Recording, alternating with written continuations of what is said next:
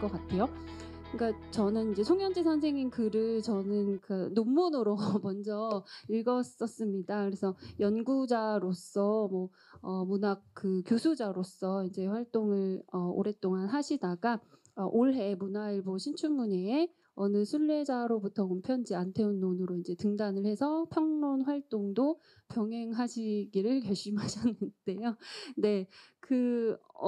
신춘문예 수상 소감에 이제 뭐 5살 딸아이의 언급을 하셨는데 어 그 시기가 되게 모든 거를 다 놓아 버리고 싶게 하는 인제 시기인 것도 같은데 한편으로는 막 뭔가를 막 하고 싶어지는 그런 시기인 것 같기도 해서 선생님 이제 등단이 되게 반가웠다라는 그냥 얘기를 덧붙였고 발표를 네 듣도록 청해 듣도록 하겠습니다.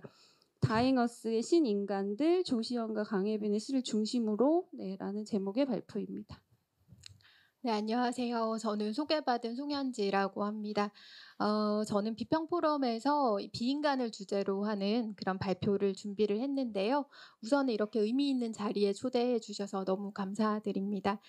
본격적으로 발표를 하기에 앞서서 발표의 대강의 내용을 좀 설명을 드리려고 하는데, 사실은 발표 제의를 받았을 때 여러 고민을 많이 했습니다. 도대체 어떤 내용으로 발표를 해야 될까에 대한 고민이 컸는데요. 지금 조현정 선생님께서도 말씀해 주신 것처럼 제가 올 초에 비인간을 주제로 해서 글을 써서 등단을 하고, 또 지난 두 계절 동안에 비인간과 관련된 몇 편의 글을 쓰면서 더 여기서 무슨 이야기를 할 수 있을까라는 고민도 많이 됐고, 또 어떤 이야기를 해야지 조금 더 생산적인 논의를 할 수 있을까에 대한 고민도 했는데요. 그런 고민들보다 더 사실 고민이 됐던 거는 여기 계시는 한국 문학을 번역하시는 선생님들께 좀 도움이 되는 그런 이야기들을 해야 되는데, 어떤 이야기를 해야지 도움이 될까에 대한 고민이 가장 컸던 것 같습니다.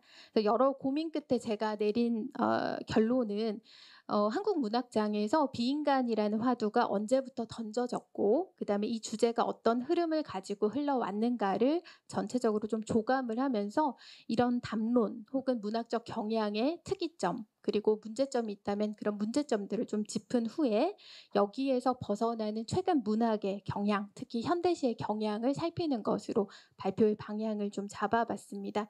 특히 올해 발간되었던 조시연 시인의 시집과 강혜빈 시인의 시집을 중심으로 해가지고 이 새로운 경향을 발견해서 이야기를 하려고 하는 것인데요.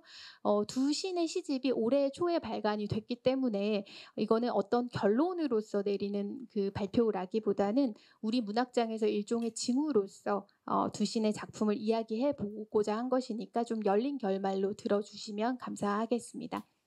그러면 발표는 중간중간에 발췌해서 읽는 방식으로 진행을 할 거고요. 그럼 발표 한번 시작해 보도록 하겠습니다.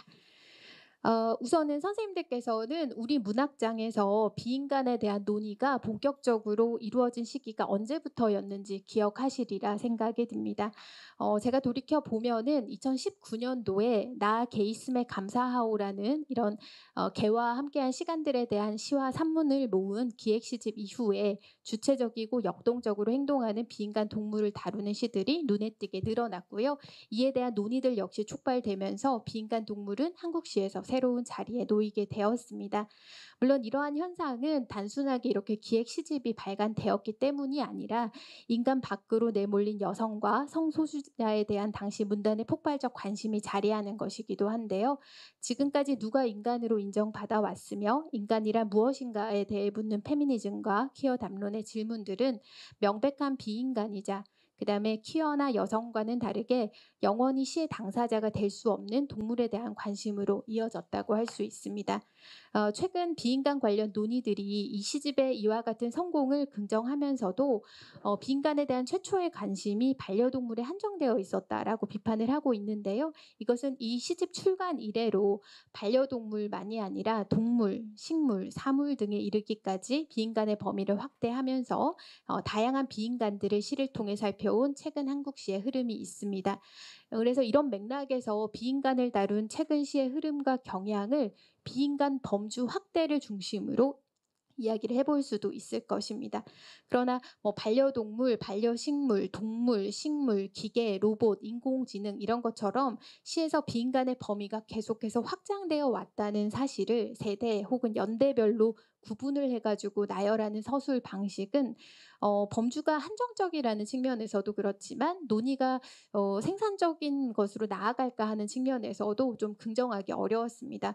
물론 비인간 타자를 중심에 놓고 최근 비인간 시의 흐름을 조감해 보려는 이런 일련의 시도들이 현재 한국 문학장에서 아마도 가장 유효하게 작동하고 있는 탈인간 중심주의적 사고의 일환이겠지만 저는 이러한 과도한 탈인간 중심주의적 사고가 지난 몇 년간 이어져 온 비인간 담론이 현재 고답 상태에 놓여 있는 것과 무관하지 않다라고 생각이 들었습니다. 물론 한국 문학은 최근에 신유물론을 경유를 해서 인간이 또 비인간이 인간과 마찬가지로 행위한다는 놀라운 물질적 전해에 집중해 왔습니다.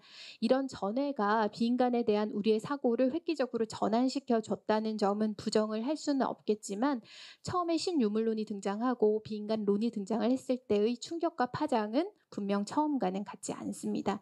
이것은 비인간의 행위력과 탈인간 중심주의적 가치에 대해서 공회전하듯 반복해서 말해온 시와 비평에 대해서도 신유물론에 가해지기 시작한 비판들, 그러니까 사물이 행위한다고 할 때 실제로 뭐가 달라지는 것이고 비인간에게 책임을 돌리는 또 다른 의미에서의 인간 중심주의가 아닌가라는 질문을 해볼 필요가 있다라는 것인데요.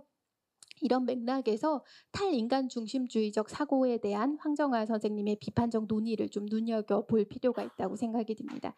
황정화 평론가는 지난 몇 년간 인간 중심주의 탈피가 시대의 키워드로 등극한 현상을 짚은 후에 물질이 발휘하는 존재적 영능을 비평해서 환기하는 일이 어쩌면 인간의 역량과 운명의 온당한 시련에 눈 감고 싶은 욕망과 연결되어 있었던 것은 아닌지 의심합니다.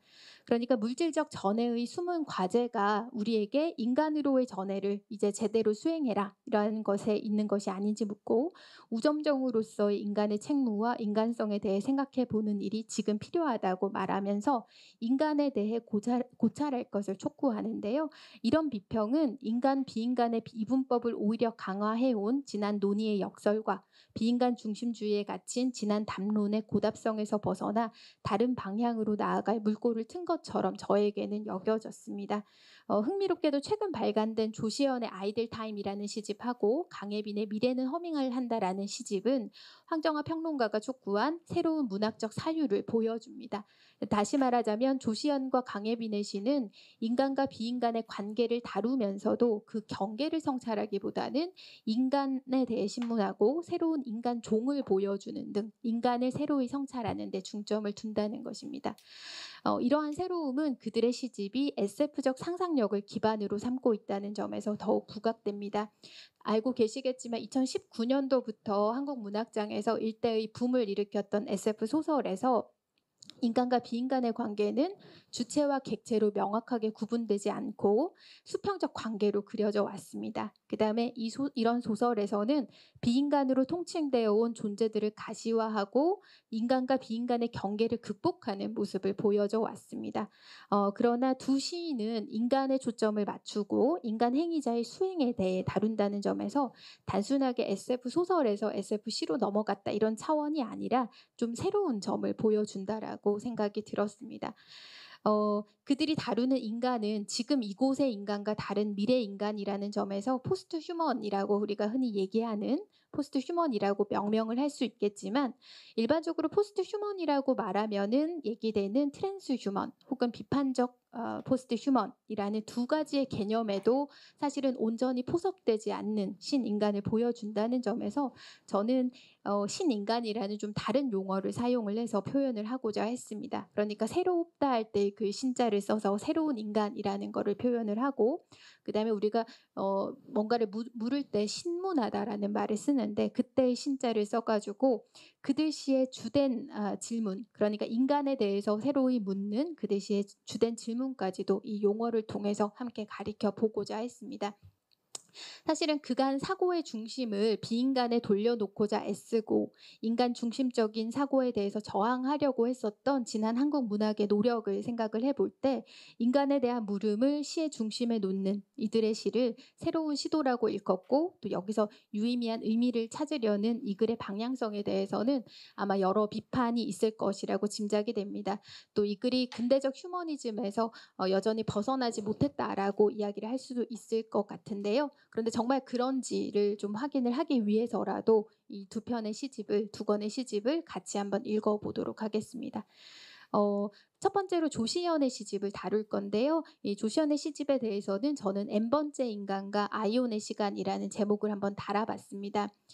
조시연의 아이들 타임은 더 이상 아무도 살지 못하게 된 지구와 지구 인간 멸종 연대기를 다룬다는 점에서 SF의 하위 장르 중 다잉어스에 속합니다. 핵 전쟁이라든지 이런 결정적인 계기에 의해서 단번에 멸망하는 우주의 모습이 아니라 천천히 이루어지는 우주의 죽음을 다루는 장르가 바로 다잉어스 장르인데요. 아이들 타임에서 구축되는 이 지구 멸망 시나리오는 상당히 탄탄합니다. 타임라인을 작성할 수 있을 만큼 정교하게 구성이 되어 있는데요.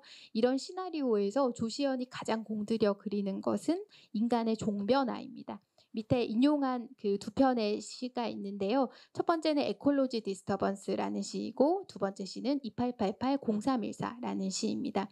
두 편의 시에서 다루는 인간은 현생 인류도 아니고 지구 인간도 아니라는 점에서 아니고 분명히 다른 종의 미래 인간이라는 점에서 포스트 휴먼이라고 말할 수도 있겠지만, 그들의 인간됨이 새로운가라고 우리가 만약에 질문을 한다면 쉽게 그렇다라고 대답하기는 어렵습니다.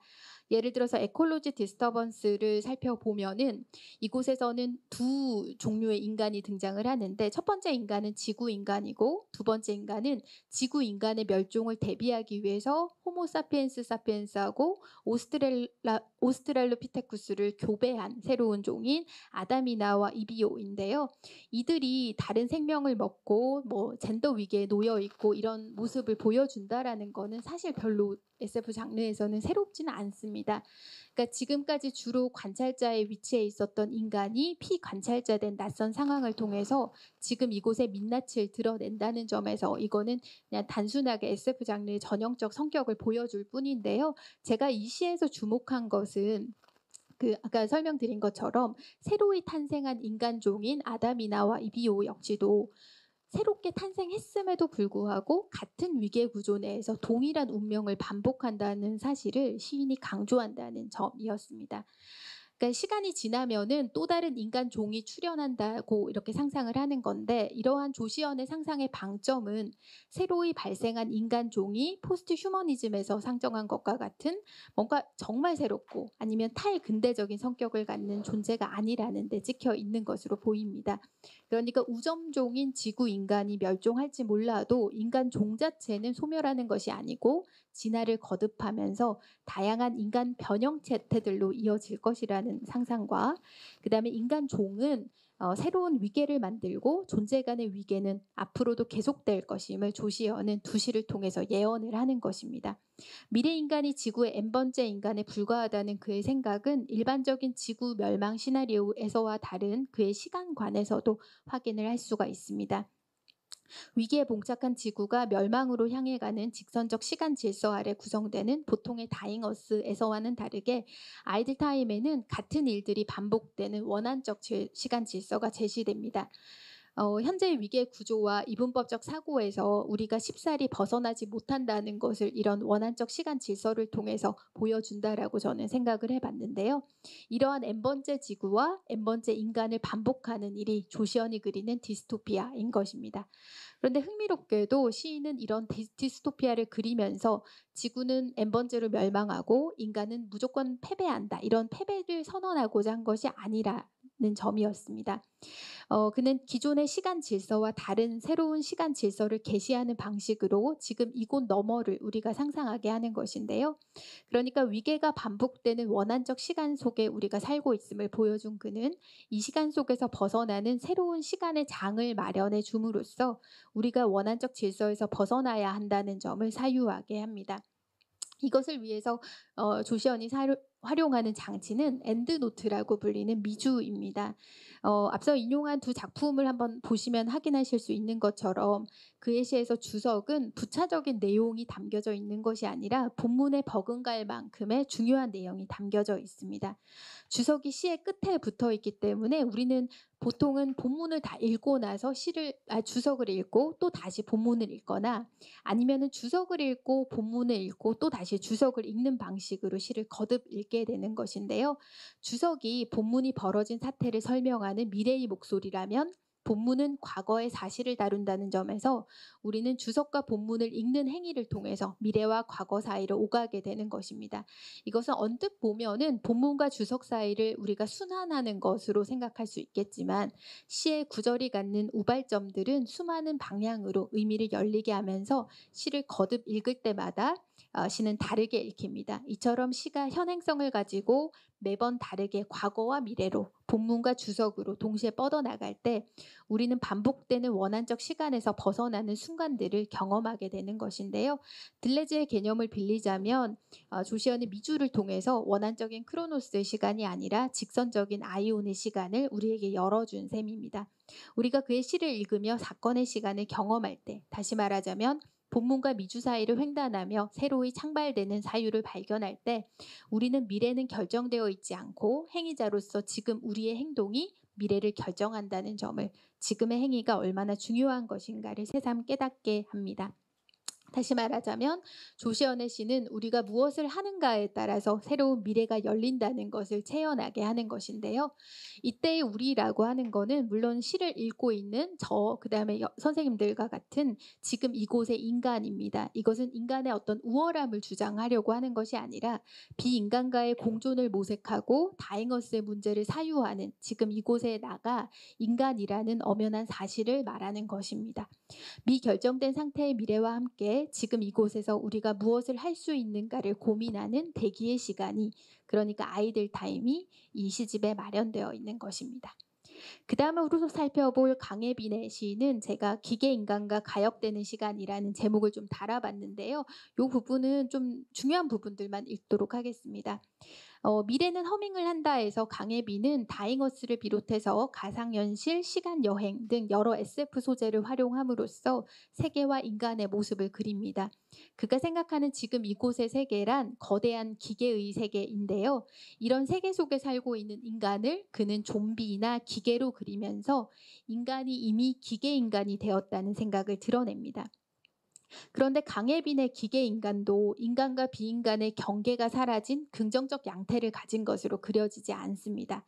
좀 그 단락 제일 밑에 좀 내려가서 보시면은 강혜빈이 기계인간을 통해서 무엇을 보여주고자 한 것이고 인간과 비인간의 관계는 어떠해야 한다고 생각하는 것인지, 그리고 새로이 도래해야 할 인간의 바람직한 존재 양태를 어떻게 상정하는 것인가는 다잉어스적 상상력이 드러나는 아래 미래는 허밍을 한다라는 표제작에서 확인을 할 수가 있습니다.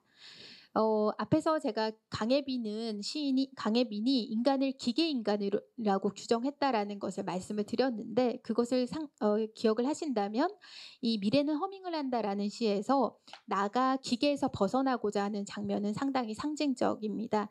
기계들의 웃음소리가 가득한 지하 벙커는 아포칼립스에서 인류를 구할 수 있는 공간으로 예비되어 있지만 나는 지상에 머무를 것을 선택한 채 벙커로 손을 내밀어 미래를 구하려고 합니다.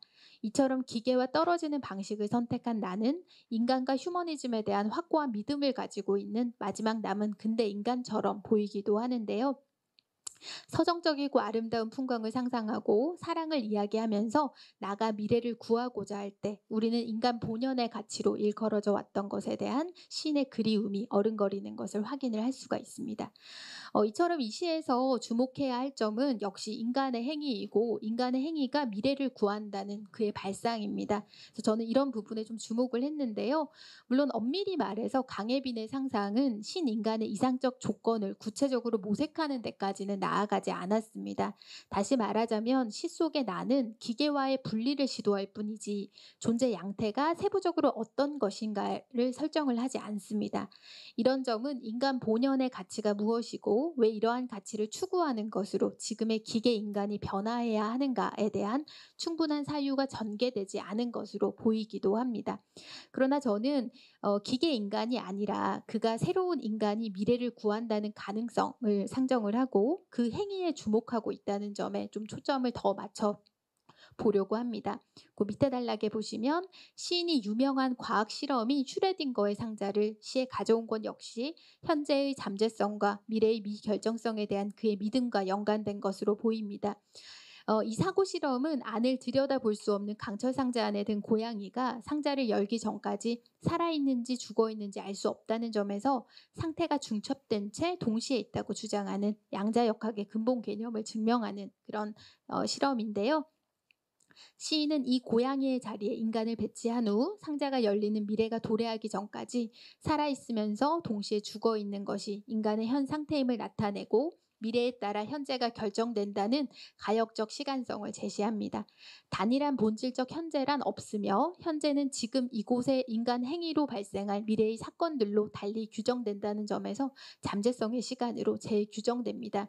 그가 미래에서 온 편지라는 다른 시에서 미래는 유보된 상태로 있고 미래는 다만 쓸 것이라고 표현한 것은 이런 생각 때문으로 보입니다.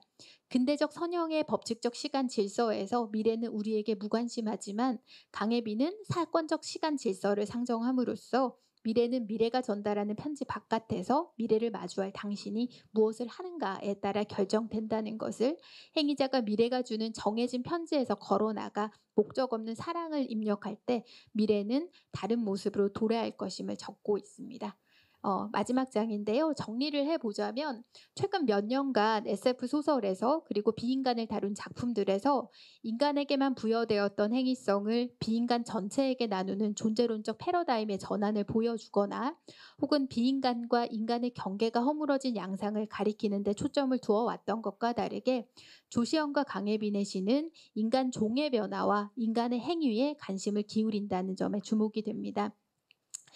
밑에 좀 내려가셔서 보시면요. 비인간의 생기와 행위력을 강조하고자 했던 그간의 문학이 사실은 일부 신유물론과 마찬가지로 이분법이라는 동일한 사유의 틀에서 벗어나지 못했다는 점에서 그리고 인간만이 유일하게 행위하는 것이 아니라는 것을 새로 발견했다고 하더라도 엄연히 존재하는 인간의 존재 양태를 부정하거나 인간을 배제할 수 없음에도 안티 휴머니즘으로 흘러갔던 지난 포스트 휴머니즘의 위험을 상기를 해볼 때 인간의 초점을 맞추는 그들의 시선을 조금 더 세심하게 살펴보려고 했습니다. 물론 그들은 인간에 대해 물으며 인간이라는 종에 대한 새로운 접근을 요청은 하면서도 새로운 인간의 바람직한 존재 양태를 충분히 상상하고 그 구체화된 존재론을 보여주는 데까지 나아간 것은 아닙니다. 그래서 발표 중에 말씀드린 것처럼 이상적으로 상정하는 신인간이란 추상적이고 모호한 것으로 여겨지기도 합니다. 그러나 이상적 신인간을 섣불리 상정하는 것은 그것을 지향해야 할 선언적 존재로 고정하는 것이고 다시 인간의 위험을 세우는 일이라는 점에서 그들의 시가 그 구체적 양태를 구현하는 데 목적을 두지 않고 인간의 행위에 집중하고 있다고 볼 수 있다고도 여겨집니다. 신인간의 구체적 존재 양태는 행위 이후 형성될 수 있다는 듯 미래에 도래해야 할 인간의 이상적 모습을 비워둔 그들의 시를 가리켜 존재론이 아닌 행위 이론을 쓰고 있다고 말해보고 싶습니다. 이런 설명이 가능하다면 여기서 중요한 것은 그들이 설정한 신인간이라는 것의 추상성에 대해 따져 묻는 일이 아니라 그들 시 속 인간들이 어떤 행위를 하고 있는가를 묻는 일입니다. 다잉어스를 상상하는 조시언의 나는 이야기하기를 선택을 하고 강혜비는 허밍하기를 선택을 합니다. 그 다음 단락에 있겠습니다. 이야기와 허밍은 정해진 형식과 내용이 없으며 시간과 상상만 허락한다면 무한정 이어질 수 있다는 점에서 공통됩니다. 그것은 조용하고 심심한 것이라 처음에는 아무런 효과가 없어 보이지만 반복될수록 누군가의 머릿속에 각인되거나 누군가의 입에서 흥얼거려지는 잠재성을 갖습니다. 무엇을 이야기하고 무엇을 허밍하는지 그 내용은 빠진 채 계속이라는 부사만이 남은 이 행위를 지속할 것을 다짐하는 신인간들의 행위를 보여주면서 이러한 행위가 미래를 구할 것이라 낙관하는 그들의 시는 지금 이곳의 인간인 우리가 무언가를 지속적으로 행동할 때 미래가 바뀐다는 사실을 알린다는 점에서 우리의 행위를 요청하는 것으로 읽을 수 있다고 생각이 듭니다. 인간에서 의도적으로 멀어지고자 한 지난 한국 문학에서 인간의 초점을 맞추는 것으로 돌아온 그들의 시는 이제 비평이 해야 하는 역할 역시 인간에 대해 다시 신문하고 새로운 인간을 상상하는 일임을 깨닫게 합니다. 조시현과 강혜빈이 신인간의 존재 조건과 행위 내용을 의도적으로 텅 비워둔 것이라고 한다면 이는 한편으로는 새로운 인간이란 어떤 인간이 되어야 하며 인간은 어떤 행위를 해야 하는가에 대해 우리가 여전히 조심스럽게 접근해야 한다는 것으로 여겨집니다. 이 답에 도달해서 우리가 다행어스를 구하기 위해서 지금 우리에게 필요한 것은 그들이 시 속에서 시간의 배치를 새로이 했던 것처럼 시간을 거슬러 올라가 진부하고 근대적인 질문에서부터 새로이 시작하는 것. 그러니까 다시 인간에 대해 묻는 일일지 모르겠습니다. 감사합니다. 네. 송현지 선생님, 그러니까 우리가 비인간 담론들이 약간 인간 중심주의에 대한 어떤 손쉬운 극복, 이론적 극복처럼 이제 읽히기도 하는데, 그런 담론들을 좀 반성을 해보면서 조시연과 강혜빈의 시에서 인간에 대한 어떤 물음들을 재확인하고 행위의 중요성, 이런 것들을 강조하는 장면들을 섬세하게 분석을 해주셨습니다. 그러면 이렇게 이제 좀 긴 시간 동안 발표를 이어서 꼼꼼하게 청해 들었는데요. 현장에 계신 분들, 그리고 줌으로 접속해 계신 분들도 한 10분 정도 쉬는 시간을 가지시고 8시에 다시 돌아오도록 하겠습니다. 네, 쉬어주세요.